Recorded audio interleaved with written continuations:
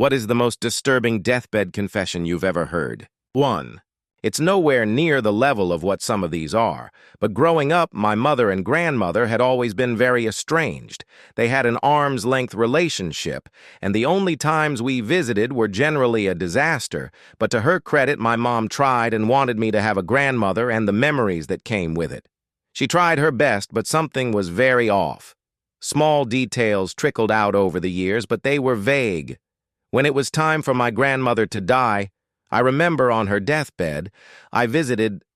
My mother did not, and my grandmother told me right before she passed, "Tell your mother I always really loved her, despite everything." That was a strange thing for her to say, because why would that have been something she needed to say? I didn't tell my mom right away, because after my grandmother died, she was oddly emotionless, and I felt like it was not something my mom needed to hear just then. A few years later, the truth came out when we were talking over the phone. My mom told me that when she was 5, my grandmother tried to run her over with a car because she found out her affair partner was molesting my mother. She wanted to get rid of her. It didn't work because a neighbor saw and intervened.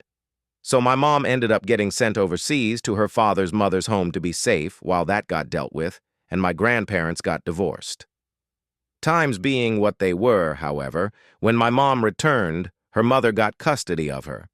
It ended up with my mother running away, being homeless, getting pregnant very young by a much older man, a secret sister I never knew about, and I was pretty floored. When she told me, I figured that it made a little more sense why my grandmother had said that, so I shared that with my mother finally. She just said, well, she had a strange way of showing it, and that was that.